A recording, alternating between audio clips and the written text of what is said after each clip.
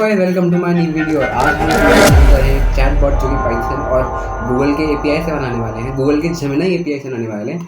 तो सबसे पहले आप लोग सोचते होंगे कि एक चैटबॉट बनाना बहुत हार्ड होता है, मगर हम इस वीडियो में सिंपल 10 लाइन से भी कम कोड से चैटबॉट बनाने वाले हैं जो कि गूगल के जेमिनी की एपीआई से बनने वाला है। तो सबसे पहले हम यहाँ पे सीखने जा रहे हैं चैटबॉट वर्क कैसे करता है। तो स्टार्टिंग में मैं आ जाता हूँ making a chatbot with Python. फिर हम लोग आते हैं what is an API. API समझना सबसे ज़्यादा इंपॉर्टेंट है। एपीआई और an application, it is like an interface, is like a bridge that allows different software to communicate with each other. API को हम एक सिंपल से मेथड से सीख सकते हैं। जैसे मान लीजिए आप एक रेस्टोरेंट पे गए, वहाँ पे आपने खुद जो खाना है ना बनाने से अच्छा आपने एक वेटर बुलाया और उससे जो आपको स्पेसिफिक डिश चाहिए आपने ऑर्डर की और फिर वो आपको ला के दे रहा है। तो अगर उसको हम एपीआई के तरीके से समझना चाहें तो फिर मान लीजिए जो हमारा जो कस्टमर है वो एक चैटबॉट है और जो स्पेसिफिक डिश है वो एआई का रिस्पॉन्स है और जो किचन है वो जेमिनी के सर्वर्स है मान लीजिए, और जो हमारा मेन्यू है वो एक एपीआई डॉक्यूमेंटेशन है और जो वेटर है वो हमारा वो रिस्पॉन्स है। तो सबसे पहले हम लोग जो कस्टमर है, हम मान लीजिए हम चैटबॉट हैं और हम एक स्पेसिफिक डिश चैटबॉट हैं, जो नहीं आप मान लीजिए एक चैटबॉट है और जो हमारा स्पेसिफिक डिश है वो हम लोग का एक पावर्ड रिस्पॉन्स है। हम लोग का जो एआई पावर्ड रिस्पॉन्स है, जो रिस्पॉन्स होने वाला है वो हम लोग का जो स्पेसिफिक डिश है, और जो गूगल जो किचन है वो जेमिनी का सर्वर है मान लीजिए, और हाँ जो हमारा मेन्यू है वो एपीआई की डॉक्यूमेंटेशन है, और जो हम लोग का वेटर है वो एक एपीआई है। तो मान लीजिए जैसे मैं खुद ना बनाने की जगह पे मैं उससे चीज़ें मंगा रहा हूँ, एक उससे रिस्पॉन्सिव मंगा रहा हूँ। तो बेसिकली ऐसे एआई काम करने वाला है। तो हम सबसे पहले इस प्रोजेक्ट में हमें सबसे पहले दो चीज़ों का ध्यान रखना है। हमें दो चीज़ें इंस्टॉल करनी पड़ेंगी। तो सबसे पहले मैं चाहता हूँ CMD पे, और यहाँ मैं लिखूँगा पिप इंस्टॉल गूगल, और फिर पिप इंस्टॉल गूगल लिखूँगा, डन।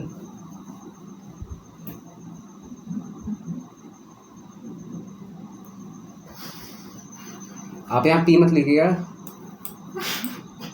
मैं लिखूँगा वापस से पिप इंस्टॉल गूगल,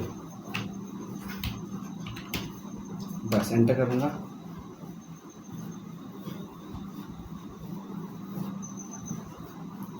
अब लिखूँगा पिप इंस्टॉल स्ट्रीमलेट। यहाँ पे आप देख सकते हैं इंस्टॉल हो रहा है। अब जब ये हमारे दोनों पैकेजेस इंस्टॉल हो जाएंगे फिर हम लोग जाएंगे अपने एडिटर पे, VS कोड पे। मैं सर्च करता हूँ VS कोड और हम लोग आ गए अपने एडिटर पे। अब हम जितना ही कोड डिलीट करेंगे। अब सबसे पहले हम लिखेंगे import Google dot generative AI as gen AI, ये इंपोर्ट कर लिया। अब हम लिखेंगे जेन AI डॉट कन्फिगर, और यहाँ पे हम API में डाल देंगे। API में हम लोग की API की, अब API की बनाने के लिए सबसे पहले आपको आना है गूगल के वेबसाइट पे, गूगल जेमिनी की वेबसाइट पे। तो हमें सर्च करना है गूगल जेमिनी API। मैं यहाँ क्लिक कर रहा हूँ और यहाँ पे गूगल AI स्टूडियो पे आ गया।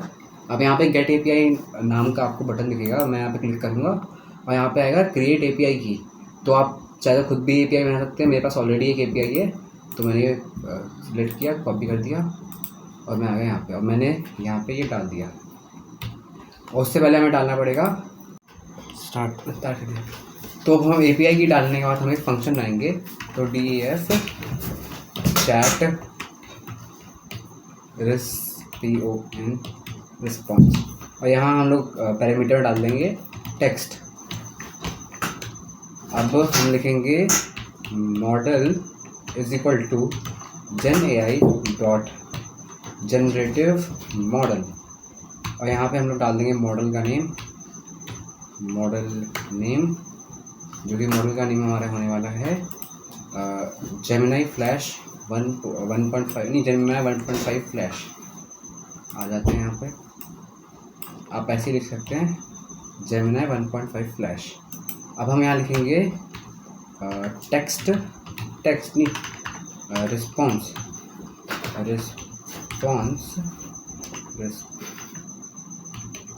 Is equal to model dot generate content, और जनरेट कंटेंट में हम यहाँ टेक्स्ट में डाल देंगे, नहीं यहाँ पे डाल देंगे टेक्स्ट, और सबसे लास्ट में लिखेंगे return response dot text, response dot text. तो बेसिकली अगर हमने इसमें किया क्या है, यहाँ पे हमने एक फंक्शन बनाया हुआ है जिसका नाम है चैट रिस्पॉन्स, और यहाँ पे हमने एक पैरामीटर सेट कर दिया टेक्स्ट।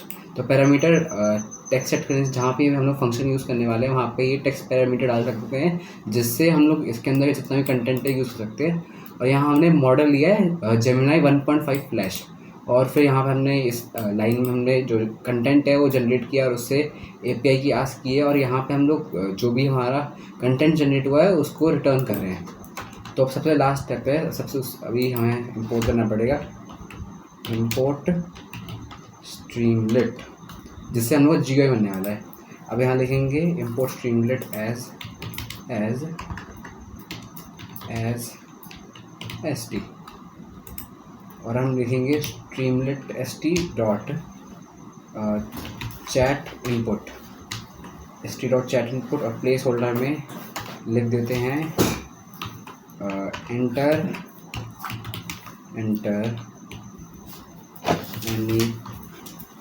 anything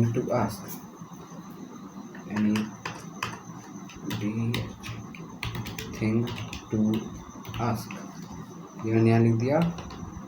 अब हम यहाँ लिखने वाले हैं इफ़, इसको पहले एक वेरिएबल में डाल देंगे, इफ़ चैट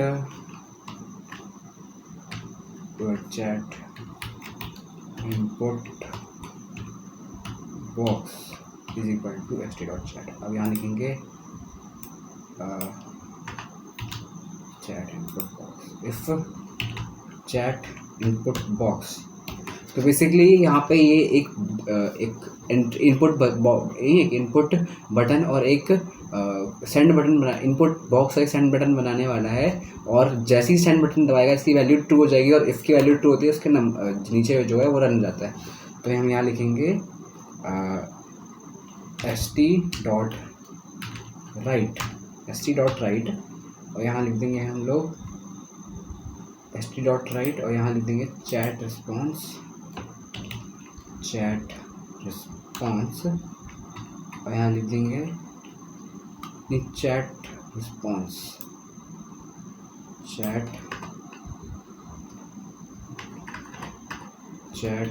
रिस्पॉन्स, और यहाँ ब्रैकेट में लिख देंगे जो हम लोग टेक्स्ट जो कि है चैट इनपुट बॉक्स। तो बेसिकली अब हम इसको रन करके देखते हैं। मैं टर्मिनल पे जाऊँगा, और उससे पहले यहाँ पे हम एक चीज़ लिख देते हैं जो कि होगा st.header, हेडर में लिख दूँगा वेलकम टू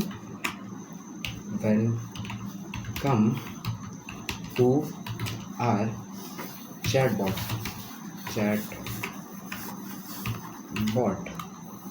हमारा कोड बन गया, रन करते हैं इसको।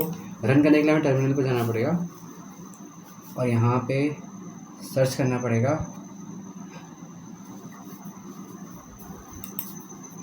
यहाँ पर हमें सर्च करना पड़ेगा STRE स्ट्रीमलेट रन हम लोग का फाइल का नाम है st.py। मैंने इसको रन कर दिया, स्ट्रीमलेट, सॉरी,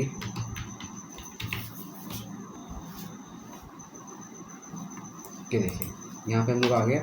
अब मैं सर्च करूँगा व्हाट इज़ पाइथन, बस यही सर्च करते हैं बेसिक सा, व्हाट इज़ पाइथन। मैंने सर्च किया। जब तक कंटेंट मैं बता दूँगा, जो st.write है, अगर मान लीजिए हमारे साथ हमारे जो कंटेंट टेक्स्ट है उसके साथ कोई कोड भी होगा तो ये st.write उस कोड को भी लिख देगा। इसमें एक फंक्शन होता है st.text, उसकी जगह हम लोग ये यूज़ करें st.write, क्योंकि कोड में भी हमारे साथ हेल्प करता है। बस हमने ये लिख दिया और देखिए हमारा कंटेंट जनरेट हुआ है। ये देखिए, अब मान लीजिए मैं इसको कोई हमारा जो भी कोड लिखने का कहता हूँ तो लिख देता हूँ w write a code to make tkinter window. मैंने एंटर किया।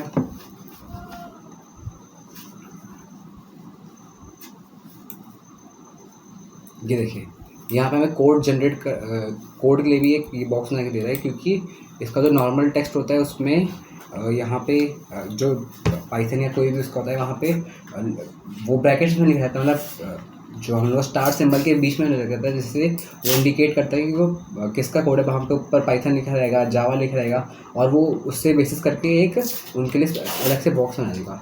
तो हम चाहे तो इसको अलग से और स्ट्रीमलीट के ऐप में इसका GUI इम्प्रूव कर सकते हैं और भी बहुत सी चीज़ें, और इस API से जो हम लोग का API की है उससे हम लोग और भी चीज़ें डाल सकते हैं। So thank you guys. बस।